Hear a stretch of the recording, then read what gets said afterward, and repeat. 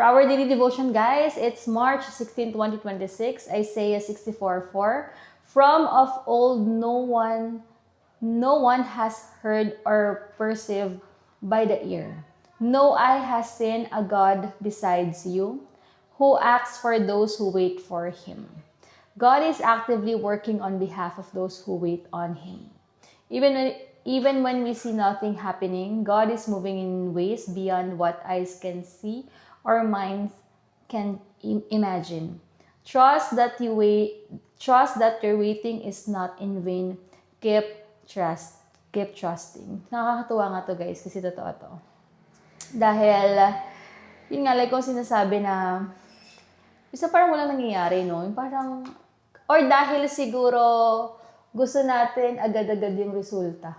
Kaya siguro parang feeling natin, may pag-asa pa ba? May mag-hope pa ba ako? Mag-trust pa ba ako? Pero, grabe lang eh. Kung talagang isipin mo lang na imagine niyo na lang yung life niyo before sa ngayon. 'Di ba? 2026 na. Ibalikan niyo yung 2025 na buhay niyo. 'Di ba naraos niyo yun?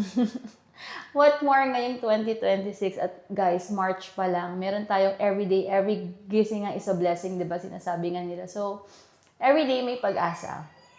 Kung hindi man maganda yung araw mo ngayon, ganun ako eh. Pag may times na itong week na to medyo sakto lang siya, sabi ko, kiniklaim ko na, next week for sure okay na to. Or kung hindi okay yung araw na to, for sure bukas pagising ko, it's a brand new day. Ganun lang talaga iniisip ko palagi. Hindi na ako nadudwell sa mga bagay-bagay na hindi ko na nakokontrol. Kasi sabi ko na lang, tuwing may hindi magandang mangyayari sa akin, iniisip ko na lang na, Lord, anong gusto mong matutunan ko dito? Lord, anong gusto mong i-improve ko sa sarili ko? Lord, ano yung dapat kong bang gawin? Ano dapat kong, mga ganun ba? Nag-a-analyze na ako at na-realize ko na may kailangan din akong baguhin din sa sarili ko. Hindi lang sa mga tao sa paligid ko. And ako lang din naman makakatulong sa sarili ko. Pag talaga like ko iniisip na, ano ba yan? Ganito, ganyan. Lagi ako magko-complain. Walang mangyayari, guys eh. Kasi dapat ikaw na lang mag-iba ng mindset mo para mas mabilis mo siya or mas mabilis mo siyang matanggap, hindi masyadong mabigat sa'yo. And then nga, like kung nare-remind sa inyo na huwag tayong maging selfish na gusto lang lagi natin yung pang sarili natin. Para lang for the sake of validation ng ibang tao, na ganito isipin nila or what. Huwag natin isipin yun, guys, kasi sabi nga sa CCF kahapon, mas mag-invest tayo.